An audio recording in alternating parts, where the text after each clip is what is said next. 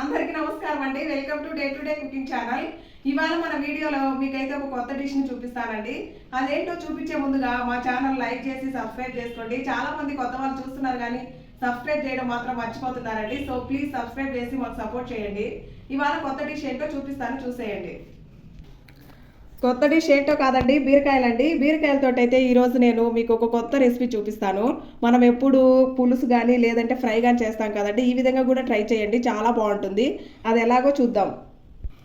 బీరకాయ stuffed fry చేస్తున్నానండి, అది ఎలాగో చూపిస్తాను. దానికి కావాల్సిన పదార్థాలు ఎలా ప్రిపరేషన్ చేసుకోవాలో చూపిస్తాను, చూసేయండి.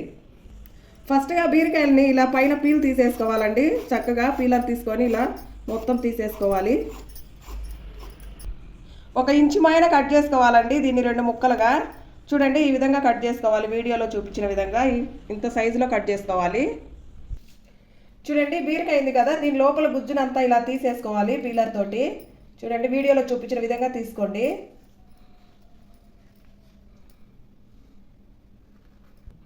ఇలా 2 వైపుల నుంచి తీసుకోవాలండి, అటువైపు నుంచి ఇటువైపు నుంచి.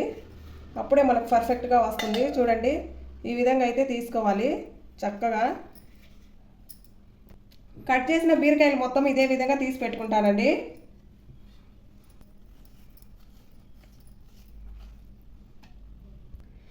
అన్నీ ఈ విధంగా తీసుకోవాలండి. లోపల గుజ్జంతా ఇలా తీసుకొని ఇప్పుడు వీటిని పక్కన పెట్టుకుందాము. దీని స్టఫింగ్ కోసము కావాల్సిన పదార్థాలు తీసుకుందాం.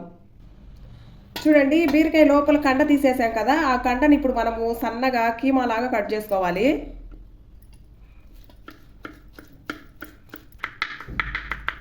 ఈ విధంగా సన్నగా, చాలా సన్నగా కీమాలా కట్ చేసుకోవాలి. అప్పుడే మన స్టఫింగ్కు చక్కగా వస్తుంది.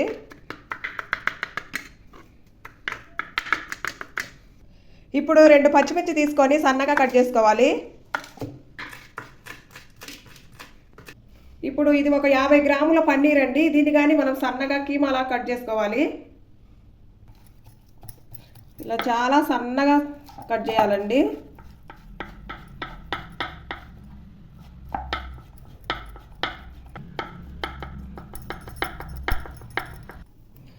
కట్టింగ్ కంటే ఇలా పిసికేయండి, చక్కగా మనకు బాగా స్మాష్ అయిపోతుంది. ఈ విధంగా చూడండి ఎంత పర్ఫెక్ట్గా వచ్చిందో పిసికేస్తే.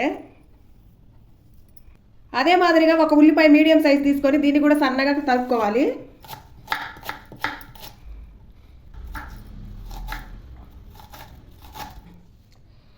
ఇప్పుడు బీరకాయ లోపల గుజ్జు, అలాగే ఒక ఆనియన్ అండి సన్నగా తరిగింది, అలాగే పన్నీర్ ఒక 50 గ్రాములు తీసుకున్నాను, అలాగే 2 పచ్చిమిర్చి సన్నగా తరిగి పెట్టుకున్నానండి. ఇవన్నీ ఇలాగా మిక్స్ చేసుకోవాలి.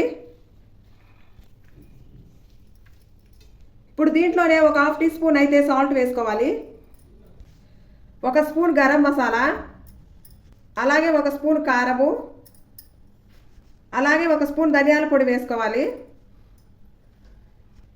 ఇప్పుడు వీటన్నిటిని బాగా మిక్స్ చేసుకోవాలి.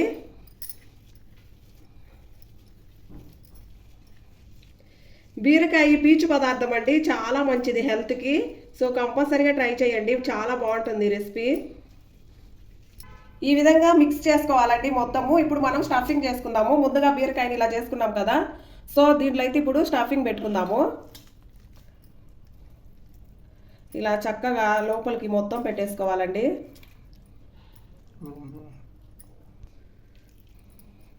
ఇలా స్టఫింగ్ చేసుకోవాలి. 2 వైపులా చేసుకోవాలండి, ఈ వైపు మిగతాది ఈ వైపు చేసుకోవాలి. సో టోటల్గా దీన్ని మొత్తంగా స్టఫింగ్ చేసుకొని ఇలా పక్కన పెట్టేసుకోవాలి. మిగతా అన్నిటికి కూడా ఇలాగే స్టఫింగ్ చేసుకోవాలండి.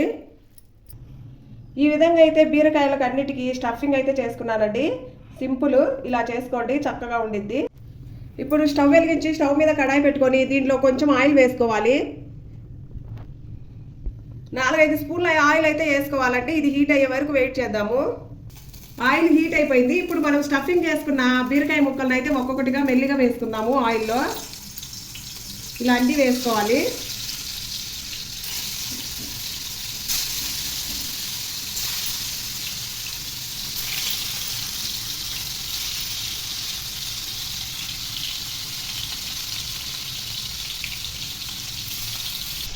ఇలా అన్నీ వేసుకొని ఇప్పుడైతే 2 నిమిషాలు మూత పెట్టుకుందామండి, చక్కగా మగ్గిపోతుంది. 2 నిమిషాల తర్వాత మూత తీసుకొని చూడండి మాదిరి ఉన్నాయి కదా, వీటిని ఒకవైపుకు తిప్పుకుందాము. ఇలా టర్న్ చేసుకోవాలి.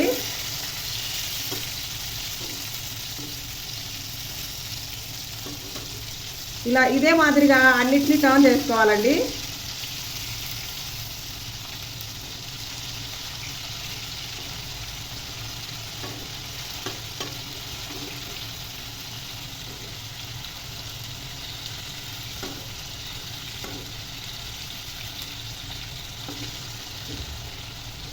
ఇప్పుడు మూత పెట్టేసుకుందామండి 2 మినిట్స్. ఇప్పుడు ఒకసారి మూత తీసుకొని చెక్ చేద్దాము. ఇప్పుడు మళ్ళీ ఒకసారి తిప్పుకోవాలండి. ఇలా టర్న్ చేసుకుంటూ కాల్చుకుంటూ ఉండాలి. అప్పుడే మనకు బీరకాయ అనేది పర్ఫెక్ట్గా కుక్ అయిపోతుంది.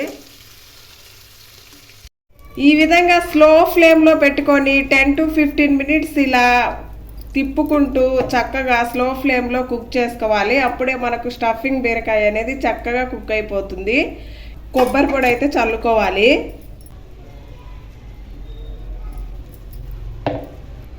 ఇప్పుడు ఒకసారి ప్రాపర్గా మొత్తం కలుపుకోవాలి ఈ వేడి మీదనే. ఇప్పుడు కొబ్బరి పొడి చల్లిన తర్వాత ఎక్కువసేపు అవసరం లేదండి, ఎందుకంటే కొబ్బరి పొడి మాడిపోతుంది. సో స్టవ్ ఆఫ్ చేసుకొని ప్లేట్లోకి అయితే సర్వ్ చేస్తున్నాను. సో ప్లేట్లోకి అయితే ఫైనల్గా సర్వ్ చేసుకున్నానండి. టేస్ట్ మాత్రం సూపర్గా ఉండిద్ది. మీరు కూడా కంపల్సరీగా ట్రై చేయండి. ఇది ఈ విధంగా చేసుకొని దీన్ని పప్పుచారులోకైనా రసంలోకైనా నంచుకొని తింటే సూపర్గా ఉంటుందండి. అలాగే లోపల పన్నీర్ వేసి స్టఫింగ్ చేసాం కదండి, సో సూపర్గా ఉంటుంది. పైన ఏమో కొబ్బరి పొడి చల్లుకున్నాము, ఎమ్మీగా సూపర్గా ఉండిద్దండి. సో మీరు కూడా కంపల్సరీగా ట్రై చేయండి. వీడియో నచ్చితే లైక్ చేసి సబ్స్క్రైబ్ చేసుకొని మాకు సపోర్ట్ చేయండి. చాలామంది కొత్త వాళ్ళు మా ఛానల్ చూస్తున్నారు కానీ లైక్ చేయట్లేదు, సబ్స్క్రైబ్ చేయట్లేదండి, మర్చిపోతున్నారు. సో ప్లీజ్ లైక్ చేసి సబ్స్క్రైబ్ చేసుకొని మాకు సపోర్ట్ చేయండి. Thanks for watching. Bye bye.